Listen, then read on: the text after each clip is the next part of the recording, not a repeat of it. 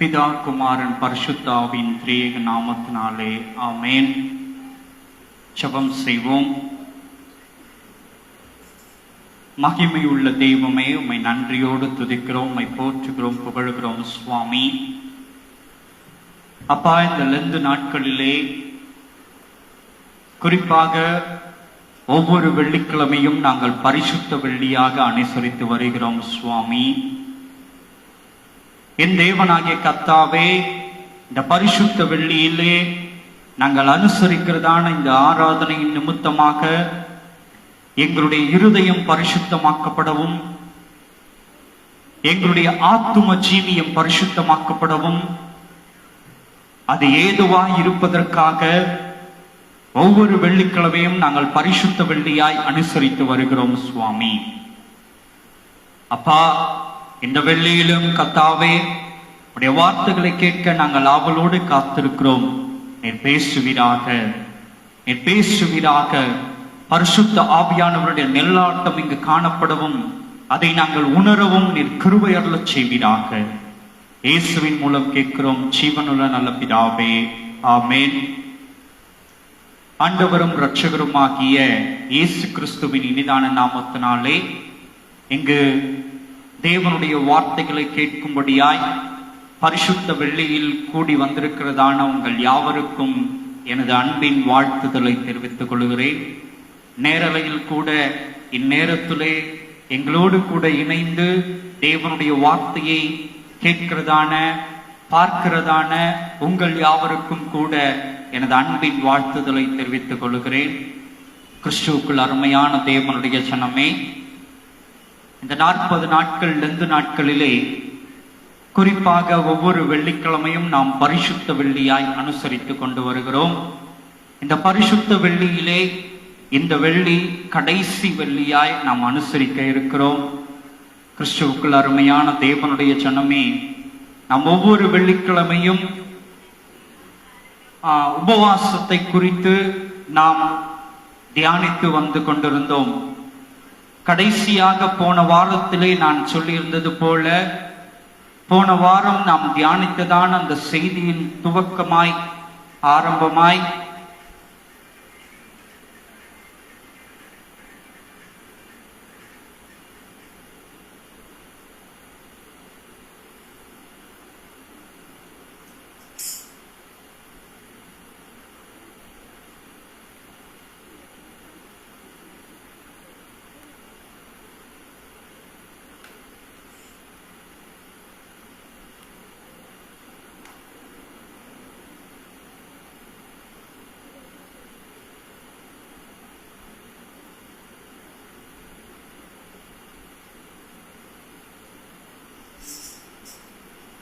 கடந்த வாரத்தினுடைய தொடர்ச்சியிலிருந்து நாம் இன்றைக்கு தியானிக்க இருக்கிறோம். கடந்த வாரத்திலே கர்த்தருடைய நாளுக்கான உபவாசம் என்கிறதான தலைப்பின் கீழாய் நாம் தியானித்தோம். உபவாசத்திலே பல தன்மைகள் உண்டு. உபவாசத்தின் நிமித்தமாய் நாம் பெற்றுக்கொள்ளுகிறதான அநேக காரியங்களை குறித்து ஒவ்வொரு வாரமாக நாம் பார்த்து கொண்டே வந்திருந்தோம். ஆகவே கடைசியாக நாம் பார்த்ததான அந்த தியானத்தின் வார்த்தைகள் கர்த்தருடைய நாளுக்கான உபவாசம், கர்த்தருடைய நாளுக்கான உபவாசத்தை நாம் கட்டாயமாய் அனுசரிக்க வேண்டும் என்கிறதான ஒரு நோக்கத்தின் நிமித்தமாக கர்த்தருடைய வார்த்தையை கடந்த வாரத்திலே நாம் கேட்டிருந்தோம். எப்படி கர்த்தருடைய நாளை நாம் அறிந்து கொள்ளும்படியாய் உபவாசித்து தேவனிடத்திலே நாம் கேட்டால் கர்த்தருடைய நாளுக்கென்று நாம் ஆயத்தமாக்கப்படுவோம். கர்த்தருடைய நாளிலே அவருடைய வருகையிலே நாம் ஆயத்தம் உள்ளவர்களாய் பங்கு பெறுவோம் என்று கடந்த வாரத்திலே நாம் பார்த்தோம். இந்த நாளில் கூட நாம் எதை குறித்து பார்க்க போகிறோம்? கர்த்தருடைய நாளுக்கு உபவாசம் இருத்தலை பற்றி கடந்த வாரத்திலே பார்த்தோம். இந்த வாரத்திலே கர்த்தருடைய நாள் எப்படி இருக்கும், அந்த கர்த்தருடைய நாளை நாம் எப்படி அறிந்து கொள்வது, கர்த்தருடைய நாளை நாம் விழிப்புள்ளவர்களாய், நாம் நோக்கமாய் இருந்து அந்த கர்த்தருடைய நாளுக்குள்ளாய் பிரவேசித்து தேவனோடு கூட நாம் ஐக்கியம் கொள்ளும்படியாய், நித்திய ராஜ்யத்துக்குள் பிரவேசிக்கும்படியாய் நாம் என்னவெல்லாம் செய்ய வேண்டும், எப்படி விழிப்போடு நாம் இருக்க வேண்டும் என்பதை குறித்து இன்றைய நாளிலே நாம் தியானிக்க இருக்கிறோம். கடந்த வாரத்தின் தொடர்ச்சியாக நாம் இன்றைக்கு தியானிக்க போகிறோம். எடுத்து வாசிப்போம். 2 பேதுரு 3ஆம் அதிகாரம் 10ஆம் வசனம். 2 பேதுரு 3:10.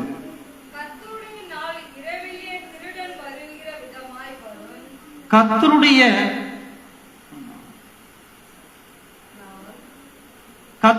நாள் இரவிலே திருடன் வருகிற விதமாய் வரும்.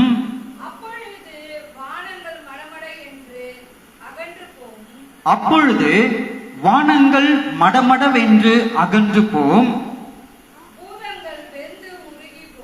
பூதங்கள் வெந்து உருகி போம், பூமியும் அதில் உள்ள கிரியைகளும் எரிந்து அழிந்து போகும்.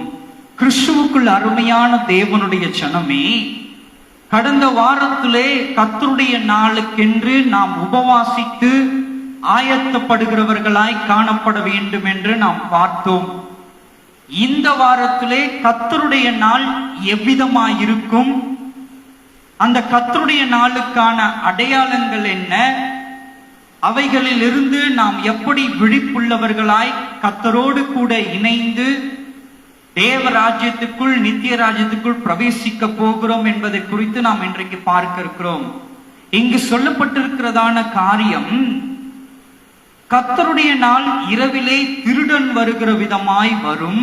அப்பொழுது வானங்கள் மடமடவென்று அகன்று போம், பூதங்கள் வெந்து உருகி போம், பூமியும் அதில் உள்ள கிரியைகளும் எரிந்து அழிந்து போகும் என்று இங்கே அப்போஸ்தலனாகிய பவுல் பேதுருவுக்கு எழுதும் பொழுது அவர் குறிப்பிடுகிறவராய் காணப்படுகிறார்.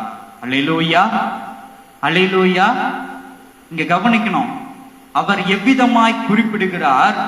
கர்த்தருடைய நாள் இரவிலே திருடன் வருகிற விதமாய் காணப்படும் என்று அவர் குறிப்பிடுகிறவராய் காணப்படுகிறார்.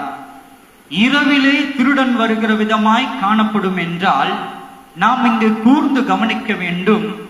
உலகம் முழுவதையும் நாம் கண்டோம் என்றால், ஒரு நாட்டிலே ஒரு நேரம் காணப்படுகிறது, இன்னொரு நாட்டிலே இன்னொரு நேரம் காணப்படுகிறது.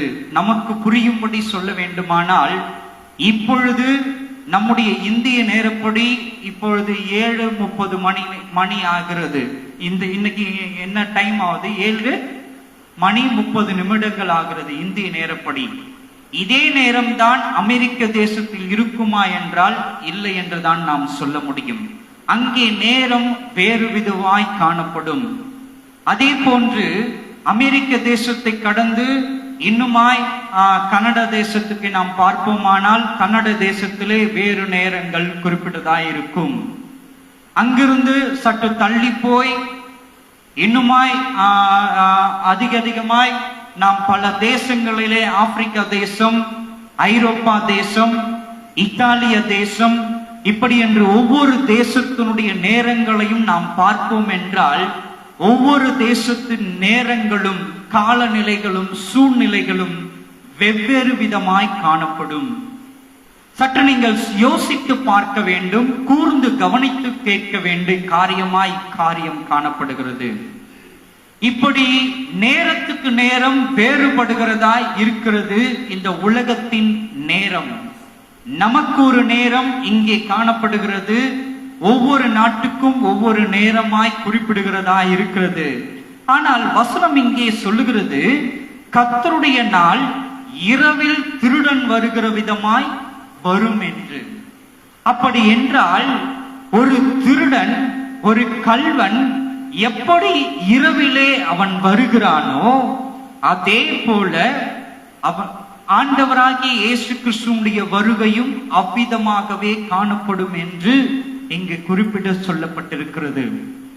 இரவு என்றால் இரவில் வருவது கர்த்தருடைய வருகை அல்ல. நன்றாய் நீங்கள் அறிந்து கொள்ள வேண்டும். இங்கே இரவு என்று குறிப்பிடப்பட்டிருக்கிறதே, ஒருவேளை நைட் நேரத்துல தான் இயேசு கிறிஸ்து இரண்டாவது வருகையில் அவர் திரளான தூதர்களோடு வருவார் என்று நீங்கள் என்ன பண்ணக்கூடாது, நம்பிக்கொண்டிருக்க கூடாது. இங்கே சொல்லப்பட்டிருக்கிறதான காரியம், இரவு நேரங்களிலே திருடன் எவ்விதமாய் வருகிறானோ அவ்விதமாய் ரகசியமாய் காணப்படும் என்று இங்கே குறிப்பிடப்பட்டிருக்கிறது. திருடன் வர்றது எப்படி வருவான்? நான் எனக்கு உங்க வீட்டுக்கு வரேன்னு சொல்லிட்டு வருவானா? இல்ல, எல்லாரும் கண் அயர்ந்து உறங்குகிறதான நேரத்திலே, அனைவருமாய் கண் அயர்ந்து உறங்குகிறதான அந்த நேரத்திலே, நாம் விழிக்க முடியாத ஒரு தருணத்திலே திருடன் வந்து என்ன பண்ணுவான்? வீட்டில் உள்ளதான பொருட்களை அவன் களவாண்டு எடுத்துக்கொண்டு சென்று விடுகிறவனாய் காணப்படுகிறான். அவனுக்கு தேவையான பொருட்கள் எவையெல்லாம் அவனுக்கு தேவைப்படுகிறதோ அவை எல்லாவற்றையும் அவன் என்ன பண்ணுவான்? எடுத்துக்கொண்டு போய்விடுகிறவனாய் காணப்படுகிறான். அதே போலத்தான் ஆண்டவராகிய இயேசு கிறிஸ்துவனுடைய வருகையும் இருக்கும் என்று இங்கே சுட்டிக்காட்டப்பட்டிருக்கிறது. எவ்விதமாய்? நினையாத நாழிகையிலே, நினையாத நேரத்திலே. காரணம் என்ன? நோவாவின் காலத்தில் சம்பவிக்கப்பட்டதை நீங்கள் நினைவு கூற வேண்டும்படியாய் இந்த நேரத்திலே நான் குறிப்பிட்டு சொல்லுகிறேன். நோவாவின் காலத்தில் கூட கப்பலுக்குள் பிரவேசிப்பதற்கு முன்பதாக வரைக்கும் ஜனங்கள் குடித்தும் புசித்தும் பெண் கொண்டும் பெண்ணெடுத்தும் என்ன பண்ணி கொண்டிருந்தார்கள்? தங்கள் சுயத்தின் நிமித்தமாய் வாழ்ந்து கொண்டிருந்தார்கள் என்று வேத வசனம் சொல்லுகிறது. இன்றைக்கு நாம கூட அப்படித்தானே வாழ்ந்து கொண்டிருக்கிறோம். நாம் கூட அப்படித்தானே வாழ்ந்து கொண்டிருக்கிறோம். கர்த்தருடைய வருகை என்ன நேரத்தில் நடைபெறும் என்பதை இங்கே குறிப்பிடாத நிலையாய் காணப்பட்டு கொண்டிருக்கிறது. அப்படி என்றால் கர்த்தருடைய வருகையின் நிலையையும் நேரத்தையும் குறிப்பிடாமல் இருக்கிறபடியினாலே நாம் எப்படிப்பட்டவர்களாய் காணப்பட வேண்டும்? விழிப்புள்ளவர்களாய் காணப்பட வேண்டும், ஆயத்தமுள்ளவர்களாய் காணப்பட வேண்டும். உன்னத பாட்டிலே ராஜா வந்து கதவை தட்டுகிறார். மணவாட்டியாகிய அந்த ராஜகுமாரத்தி சொல்லுகிறதான காரியம் என்னவா இருக்கிறது? ராஜாவே, நான் உமக்கென்று அலங்கரித்து உம்மை காண்பதற்காக, உம்மோடு ஐக்கியம் கொள்ளுவதற்காக, உம்மோடு இசைந்திருப்பதற்காக நான் என்னை அலங்கரித்து காத்து கொண்டிருந்தேன். நீர் வருவதற்கு வெகு நேரம் காலதாமதம் ஆனபடியினாலே நான் என்ன பண்ணிவிட்டேன்? என் ஆடைகளை எல்லாவற்றையும் களைந்து, என்னுடைய முகத்தில் நான் இட்டிருந்ததான அனைத்து காரியங்களையும் களைத்து, நீர் காண முடியாதபடிக்கு நான் என்ன பண்ணிவிட்டேன்? இப்பொழுது அயர்ந்து படுத்து விட்டேன். உம்மை காண வேண்டுமானால் நான் மீண்டுமாய் எழும்பி தன்னை சுத்திகரித்து மீண்டுமாய் என் உடை அலங்கரிப்பை எல்லாம் நான் அணிந்து கொண்டு உம்மை காண வெகு நேரம் ஆகிவிடுமே என்று மணவாட்டியாகிய அந்த ராஜகுமாரத்தி யாரை பார்த்து சொல்லுகிறாள்? யாரை பார்த்து சொல்லுகிறாள்? ராஜகுமாரனை, அரசனை பார்த்து சொல்லுகிறவளாய் காணப்படுகிறாள். கிறிஸ்துவுக்குள் அருமையான தேவனுடைய ஜனமே, இன்றைக்கு நம்முடைய நிலை என்ன நிலையாய் காணப்பட்டு கொண்டிருக்கிறது? மணவாளன் இதோ நாம் அறியாத நேரத்திலே, அறியாத நாழிகையிலே அவர் வருகிறேன் என்று வாக்கு பண்ணியிருக்கிறார். ஒருவேளை அவர் நாம் அறியாத நேரத்திலே அவர் வந்தார் என்றால், அந்த ராஜகுமாரத்தை சொன்னது போல நாம் சொல்லுகிறவர்களாய் காணப்படுவோமா? அந்த ராஜகுமாரத்தை என்ன சொன்னால், ராஜாவே, மணவாளனே, உம்மை காணும்படியாய், உம்மோடு நான் இணைந்திருக்கும்படியாய், உம்மோடு இசைந்திருக்கும்படியாய் நான் என்னை அலங்கரித்து நான் என்ன பண்ணி கொண்டிருந்தேன்? என்னை காத்து கொண்டிருந்தேன் என்று அவள் சொல்லுகின்றாள். என்னை காத்து கொண்டிருந்தேன் என்று அவள் சொன்னாள். இப்பொழுது எல்லாவற்றையும் நான் களைந்து போட்டு விட்டேன், உம்மை காண முடியாதவன் நிலையிலே நான் இருக்கிறேன் என்று மணவாளனை பார்த்து சொல்லுகிறாள். இன்றைக்கு நம்முடைய நிலை கூட இப்படிப்பட்டதாய் காணப்படுகிறதா என்பதை உங்கள் இருதயத்தை நீங்கள் ஆராய்ந்து பார்க்க ஒரு தருணமாய் இத்தருணம் காணப்படுகிறது.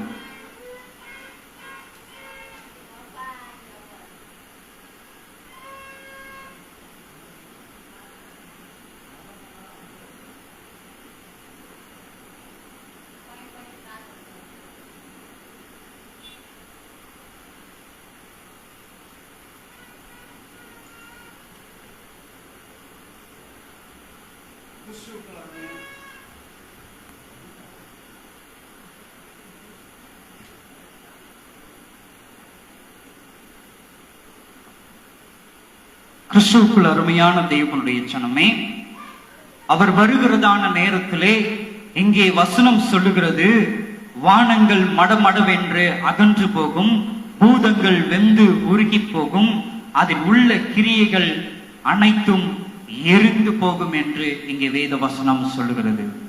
கிறிஸ்துவுக்குள் அருமையான தேவனுடைய ஜனமே, பூமியில் இருக்கிறதான அத்தனையும் எரிந்து போகும் என்று வேத வசனம் சுட்டி காட்டுகிறது. ஆனால் நாமோ இன்றைக்கு நம்முடைய எண்ணமோ எவ்விதமாய் காணப்படுகிறது? இந்த பூமியிலே நாம் சேமித்து வைப்பதற்காகத்தான் பிரயாசப்படுகிறவர்களாய் காணப்படுகிறோம். இந்த பூமியிலே பொக்கிஷங்களையோ பொருளையோ சொத்துக்களையோ நாம் சேமித்து வைப்பதிலே குறிக்கோளாய் இருக்கிறவர்களாய் காணப்படுகிறோம். அதற்காகவே பிரயாசப்பட்டு ஓடுகிறவர்களாய் நாம் காணப்படுகிறோம். ஆனால் மாறாக நாம் செய்ய வேண்டியதான ஒரு காரியம் இருக்கிறது. அது என்ன காரியம்? கர்த்தருடைய வருகைக்கென்று நாம் ஆயத்தப்படுகிறவர்களாய் காணப்பட வேண்டும். கர்த்தருடைய வருகையிலே தன்னை ஆயத்தப்படுத்திக் கொண்டு மணவாளன் எப்பொழுது வருவார் என்பதை எதிர்நோக்கி காத்திருக்கிறவர்களாய் நாம் காணப்பட வேண்டும். ஏன்? என்ன காரணம்? இங்கே வசனம் தெளிவாய் சொல்லப்பட்டிருக்கிறது. அவர் வரும் பொழுது வானங்கள் மடமடவென்று அகன்று போகும் என்று, பூதங்கள் எல்லாம் வெந்து உருகி போகும் என்று. இந்த பூமியில் இருக்கிறதான பூத காரியங்கள் எல்லாம், பூத காரியங்கள் என்றால் சொத்து பத்துக்கள் அத்தனையும் நாம் சேமித்து வைக்கிறதான அத்தனை காரியங்களும் வெந்து உருகி போகும் என்று இங்கே வேத வசனம் சொல்லுகிறது.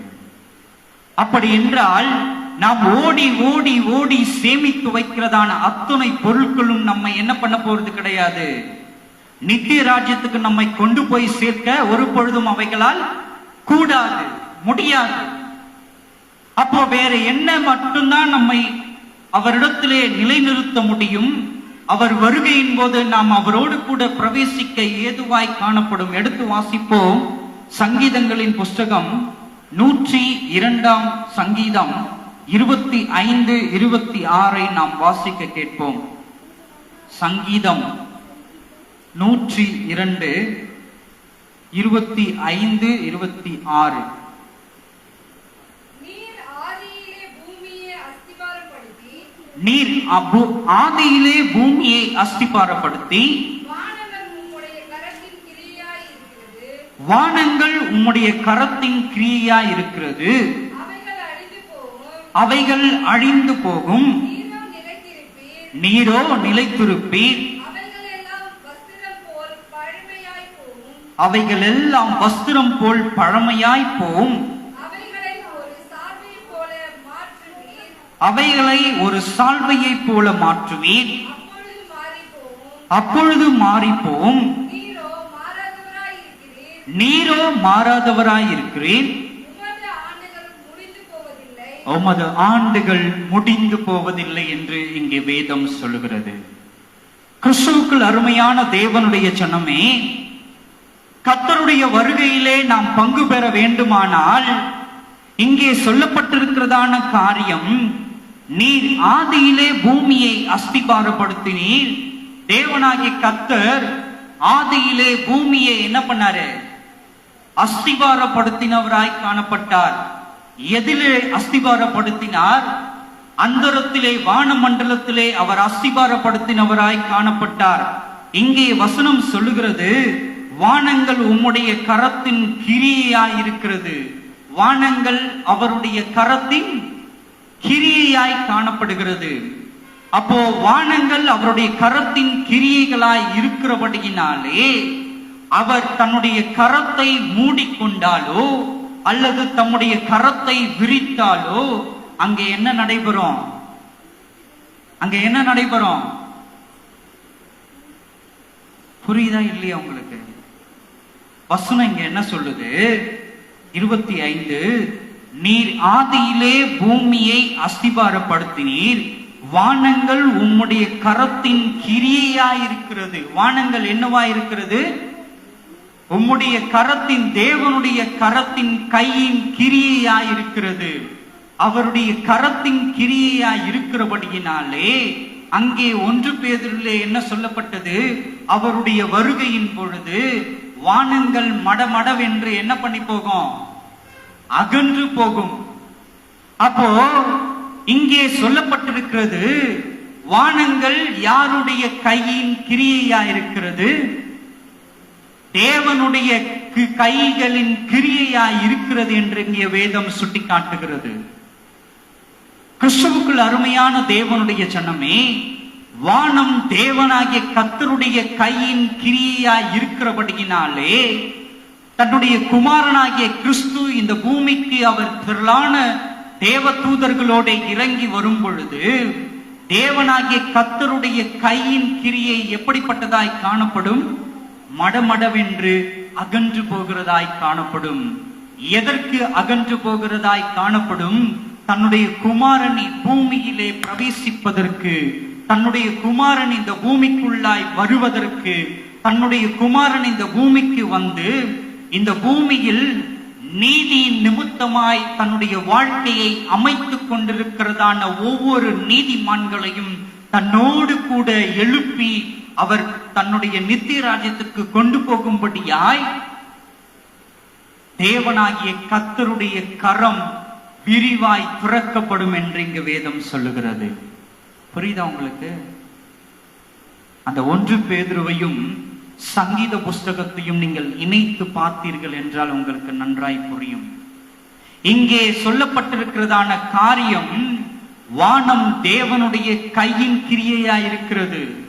அப்போ தன்னுடைய குமாரனாகிய கிறிஸ்து இந்த பூமிக்கு 2ஆம் வருகையிலே இறங்கி வரும் பொழுது 1 பேதுருவிலே சொல்லப்பட்டது போல வானங்கள் மடமடவென்று அகன்று போகும் என்று சொல்லுகிறார்.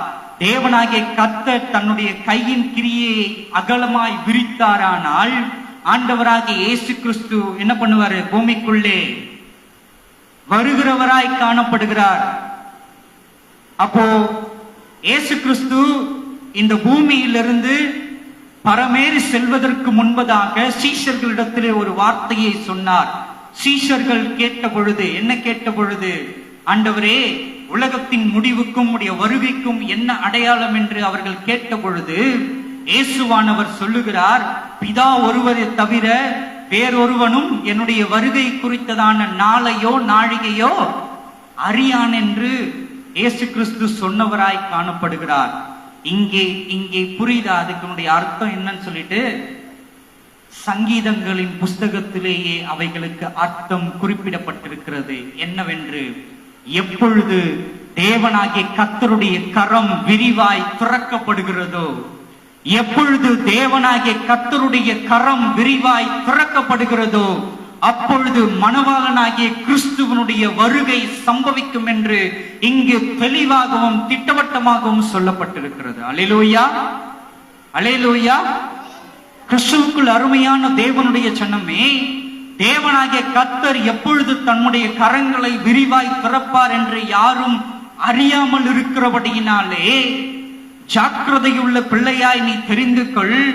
ஞானஸ்நானம், நான் திரும்ப திரும்ப இவைகளையே தான் சொல்லுகிறவனாய் காணப்படுகிறேன். ஞானஸ்நானம் எடுத்தால் பரலோகத்துக்குள்ளே பிரவேசித்து விடலாம் என்று தவறான போதனையை போதித்து விட்டார்கள். திருவிருந்திலே கையெழுத்தால் நாம் பரலோகத்துக்குள்ளே பிரவேசித்து விடலாம் என்று தவறான போதனையை போதித்து விட்டிருக்கிறார்கள். நன்றாய் அறிந்து கொள்ள வேண்டும், எப்படிப்பட்டதான ஞானஸ்நானத்தை பெற வேண்டும். ஞானம் பெற்று ஞானஸ்நானம் எடுப்பதே உண்மையான ஞானஸ்நானமாய் காணப்படுகிறது. எந்த ஞானம் பெற்று? வசனம் சொல்லுகிற விதமாய் அப்போஸ்தலனாகிய பவுல் சொல்லுகிறான், அவரை அறிகிற அறிவின் மேன்மைக்காக எல்லாவற்றையும் நஷ்டமான்று விட்டேன், குப்பையுமாய் எண்ணுகிறேன் என்று அப்போஸ்தலனாகிய பவுல் சொல்லுகிறவராய் காணப்படுகிறார். கிறிஸ்துவுக்குள் அருமையான தேவனுடைய ஜனமே, எந்த ஞானம்?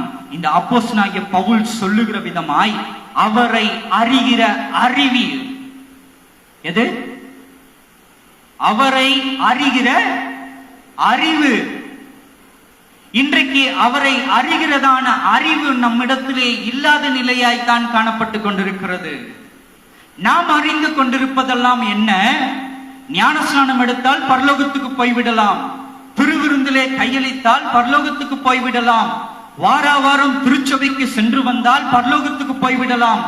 இல்லை, தேவனாகிய கர்த்தர் திட்டமாகவும் தெளிவாகவும் சொல்லியிருக்கிறார், நான் உங்களில் அன்பாயிருக்கிறது போல நீங்கள் ஒருவருக்கொருவர் அன்பாயிருங்கள். அப்படி அந்த பிரதான கற்பனையை நீங்கள் கடைபிடித்தால் மாத்திரம்தான் என்ன பண்ண முடியும்? தேவனை அறிந்து கொள்ளுகிறவர்களாய் காணப்பட முடியும். எப்படி? எப்படி? அப்போஸ்தலனாகிய பவுல் சொல்லுகிறார், அவரை அறிகிற அறிவின் மேன்மைக்காக. அப்படி என்றால் நாம் இயேசு கிறிஸ்துவை எப்படி அறிந்து கொள்ள முடியும்? பிதாவாகிய தேவனை எப்படி அறிந்து கொள்ள முடியும்? அவர் சொன்னது போல, நான் உங்களில் அன்பாயிருக்கிறது போல நீங்கள் ஒருவருக்கொருவர் அன்பாயிருங்கள் என்று ஆண்டவராகிய இயேசு கிறிஸ்து பிரதான கற்பனையாய் நமக்கு புதிய உடன்படிக்கையிலே இப்ப கொடுத்து விட்டு சென்றிருக்கிறார்.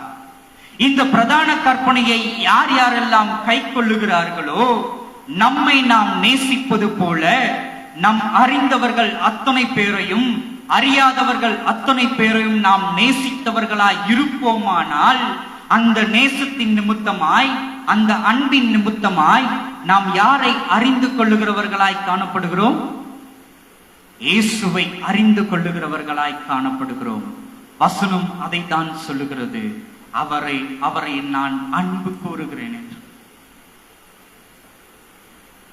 அவர் எவ்விதமாய் நம் மீது அன்பு வைத்து தன் ஜீவனையே விலைக்கிரயமாய் கொடுத்தாரோ, அதே போல ஒரு துளி அளவு கூட குறையாமல் நம்முடைய அன்பும் காணப்பட வேண்டும். யார் மீது? யார் மீது? நமக்கு வேண்டப்பட்டவர்கள் மீது மாத்திரம்தான்.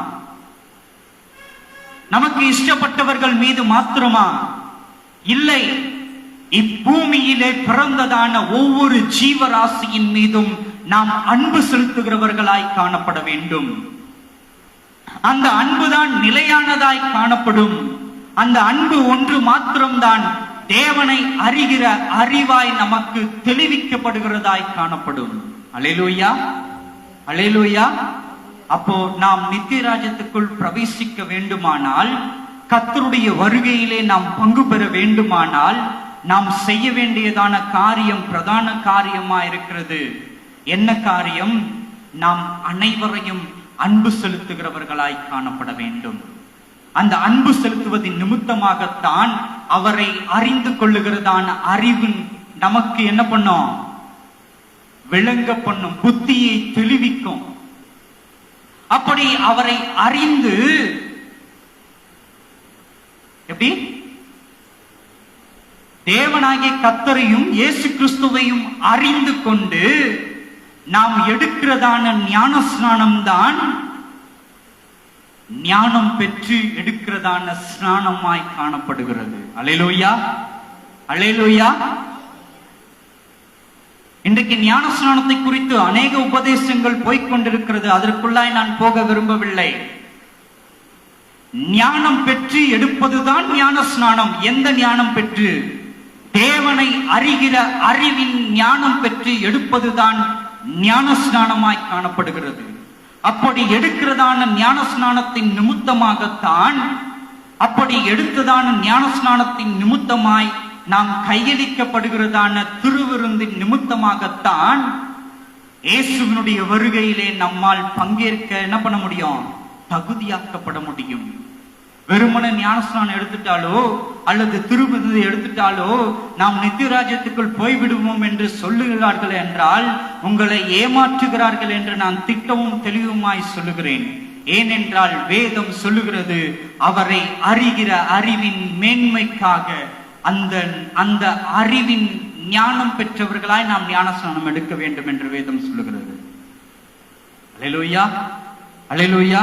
எடுத்து வாசிப்போம். வெளிப்படுத்தின சுவிசேஷம், வெளிப்படுத்தின விசேஷம் 3ஆம் அதிகாரம் 3ஆம் வசனம். வெளிப்படுத்தின விசேஷம் 3:3. ஆகையால் நீ கேட்டு பெற்றுக்கொண்ட வகையை நினைவு கூர்ந்து, ஆகையால் நீ கேட்டு பெற்றுக்கொண்டவைகளை நினைவு கூர்ந்து அதை கைக்கொண்டு மனம் திரும்பு. அதை கைக்கொண்டு மனம் திரும்பு. நீ விழித்திராவிட்டால் திருடனைப் போல உன் மேல் வருவேன். திருடனைப் போல உன் மேல் வருவேன். நான் உன் மேலே வரும் வேலையும்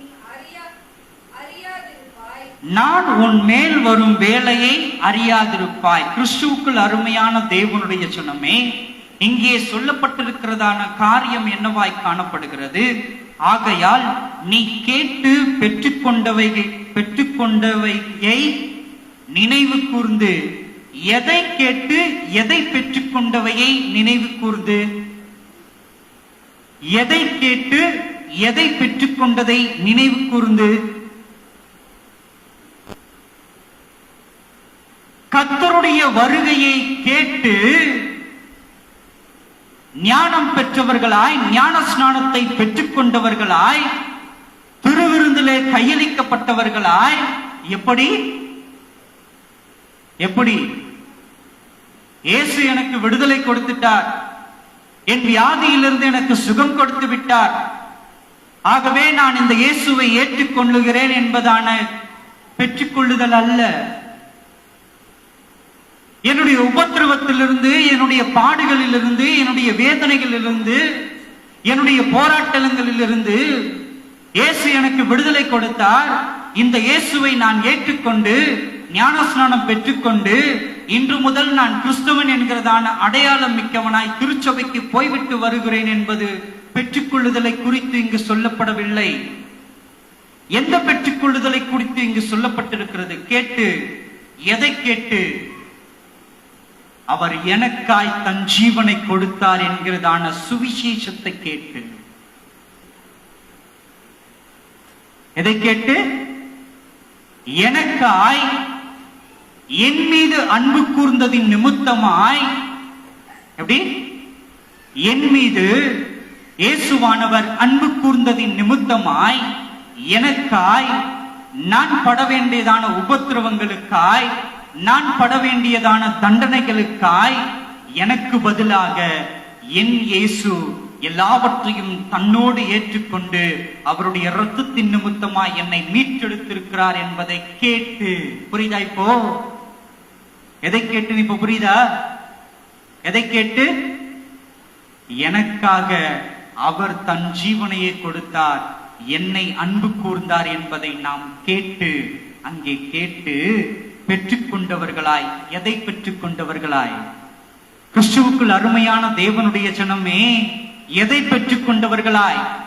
நித்திய ராஜ்யத்துக்கு போவதற்கு தகுதியை பெற்றுக்கொண்டவர்களாய். எப்படி நாம் தகுதியை பெற்றுக்கொள்ள முடியும்? அவரை அறிகிற அறிவை நாம் பெற்றுக்கொண்டிருந்தோமானால் ஞானம் பெற்றவர்களாய், ஞான ஸ்நானத்தை பெற்றுக்கொண்டு ஆவியின் நிமித்தமாய் தகுதி பெற்றவர்களாய். அதைத்தான் வசனம் சொல்லுகிறது.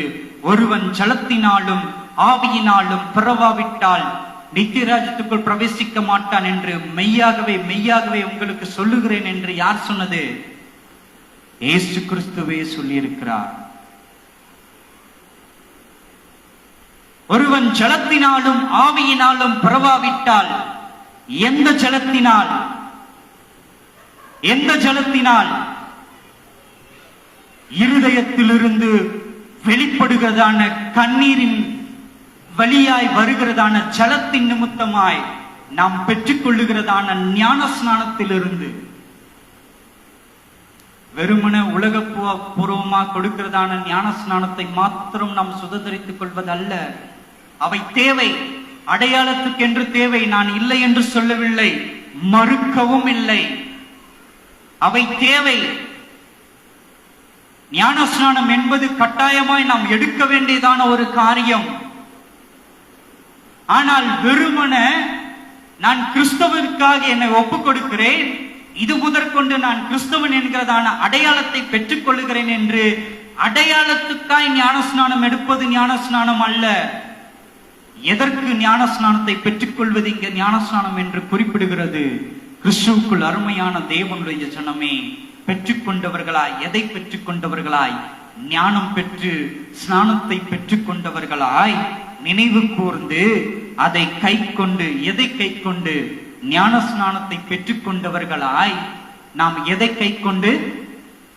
அவர் கடைசி நாளிலே ராபோஜனத்தை கொடுத்து சென்றிருக்கிறாரே, அப்பத்தை கொடுத்து இது என் சரீரம், இதை வாங்கி நீங்கள் புசியுங்கள் என்று கொடுத்து சென்றிருக்கிறாரே, அந்தபடியே பாத்திரத்தை எடுத்து இதை நீங்கள் வாங்கி பருகுங்கள், இது உங்களுக்காக சிந்தப்படுகிறதான என்னது புதிய உடன்படிக்கைக்குரியதான திரு ரத்தம் என்று கொடுத்து சென்றிருக்கிறாரே, இதைதான் அவர் இங்கே சுட்டி காட்டுகிறவராய் காணப்படுகிறார். அதை கை கொண்டு மனம் திரும்பும்படி நீ விழித்திராவிட்டால், அந்த ஞான ஸ்நானத்தை பெற்று திருவிருந்திலே கை கொண்டு விழித்திராவிட்டால், எப்படி விழித்திராவிட்டால்? திருடனை போல உன்மேல் வருவேன், நான் உன்மேல் வரும் வேலையை அறியாதிருப்பார். உனக்கு தெரியாது நான் எப்ப வருவேன்ட்டு. இயேசு கிறிஸ்து தெளிவும் திட்டமுமாய் சொல்லியிருக்கிறார். கிறிஸ்துவுக்குள் அருமையான தேவனுடைய ஜனமே, கர்த்தருடைய வருகையிலே நாம் பிரவேசிக்க வேண்டுமானால், கர்த்தருடைய வருகையிலே நாம் பங்கு பெற வேண்டுமானால், நாம் செய்ய வேண்டியதான ஒரு காரியம் இருக்கிறது. அது என்ன? நாம் அனைவரையும் நேசிக்கிறவர்களாய் காணப்பட வேண்டும். தேவனை அறிகிறதான அறிவு நம்மிடத்திலே காணப்பட வேண்டும். அதன் நிமித்தமாய் தன் இருதயத்திலே ஞானம் பெற்றவர்களாய், இருதயத்தின் கண்ணீரின் நிமித்தமாய் ஞானம் பெற்றவர்களாய், திருவிருந்திலே பங்கேற்றவர்களாய், கையளிக்கப்பட்டவர்களாய், தேவனுக்கென்று நாம் காத்திருக்கும் பொழுது அவர் நினையாத நாழிகையிலே வந்து ஆயத்தமாய் இருக்கிறதான ஜீவனுள்ள ஆத்துமாக்களை எல்லாவற்றையும் அவர் என்ன பண்ண கொண்டு போவார்? தன்னோடு கூட நித்திய ராஜ்யத்துக்கு கொண்டு போவார் என்று வேதம் சொல்லுகிறது. அடுத்து வாசிப்போம். மத்தேயு 24:42. மத்தேயு 24:42.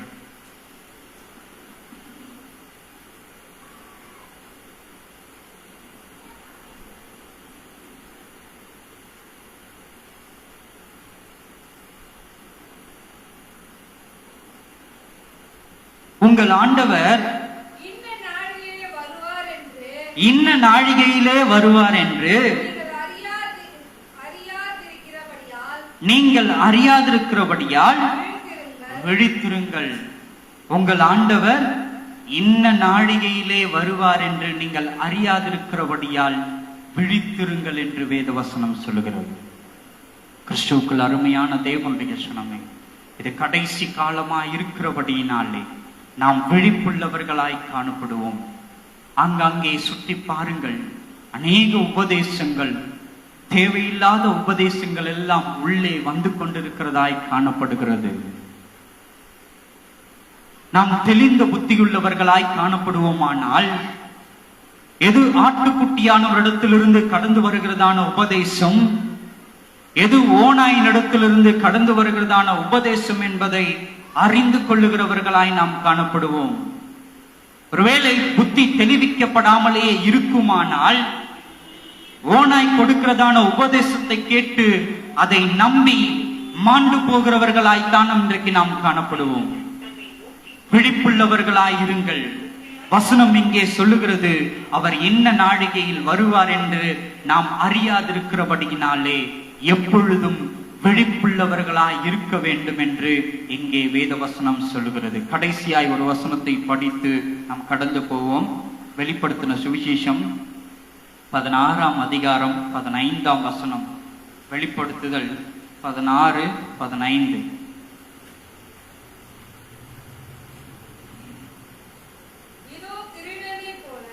இதோ திருடனை போல வருகிறேன்,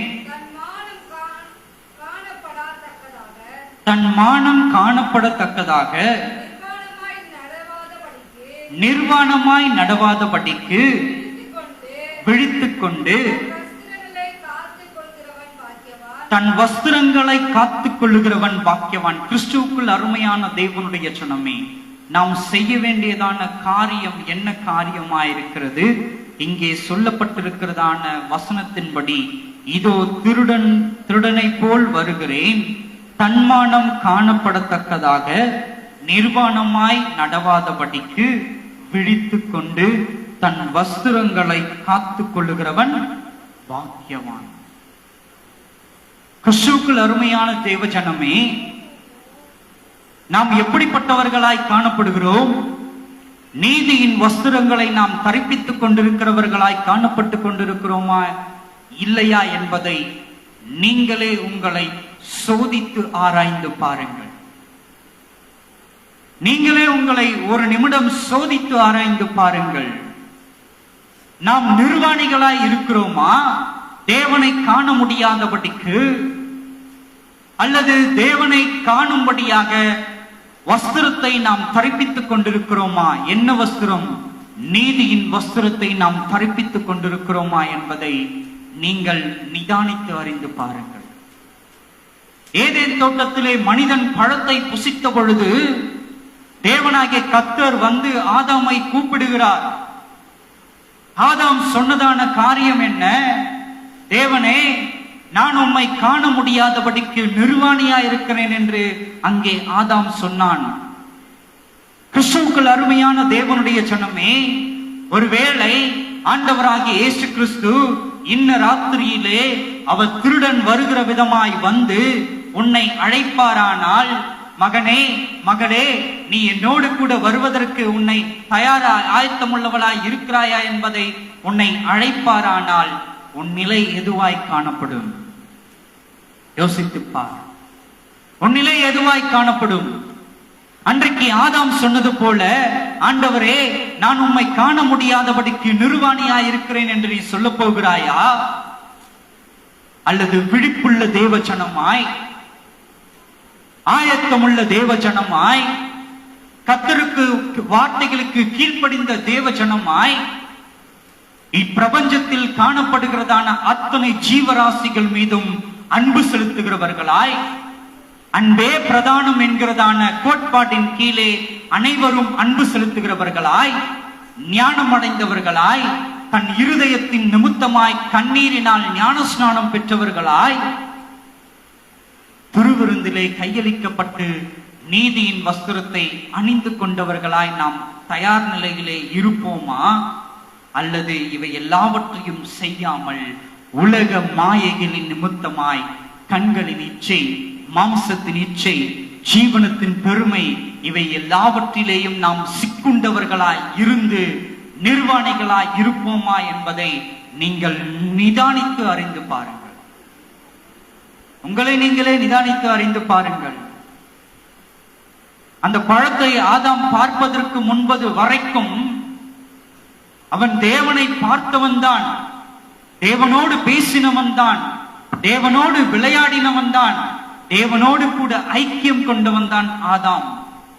ஆனால் என்றைக்கு அந்த பழத்தை பார்த்து, அந்த உலகத்திலே காய்த்ததான அந்த மரத்திலே காய்த்ததான அந்த பழத்தை பார்த்து அந்த பழத்தின் மீது ஒரு இச்சை கொண்டானோ, கண்களின் இச்சை, அந்த பழத்தை பார்த்து இச்சை கொண்டானோ, மாம்சத்தின் மீது இச்சை, அதை பறித்து புசித்தால் எனக்கு நலமாயிருக்கும் என்று அவன் இச்சை கொண்டானோ, மாம்சத்தின் இச்சை, ஜீவனத்தின் பெருமை, அந்த பழத்தை பறித்து சாப்பிட்டதின் நிமித்தமாய் தேவர்களைப் போல நான் இன்றைக்கு மாறிவிட்டேன் என்று மாம்சத்தின் நிமித்தமாய் ஜீவனத்தின் பெருமை கொண்டான். அதுதானே பிசாசு சொல்றான். பிசாசு என்ன சொல்றான்? ஆதாம் இடத்துல வந்து, ஏன் ஆண்டவர் அந்த பழத்தை பறிச்சு சாப்பிட வேணான்னு சொன்னார் தெரியுமா? நீ அவர்களைப் போல மாறிவிட போகிறாய் என்பதை குறித்து அவர் சாப்பிட வேண்டாம் என்று சொன்னார் என்று பிசாசு சுட்டி காட்டுகிறவனாய் காணப்படுகிறான். அப்ப இந்த 3 சம்பவங்கள் தான் அங்கே நடந்தது. ஒன்று என்ன? கண்களின் இச்சை. அந்த பழத்தை அவன் கண்டான், அதன் மீது இச்சை கொண்டான். அந்த பழத்தை எப்படியாவது பறித்து சாப்பிட வேண்டும் என்று அவன் இச்சை கொண்டான்.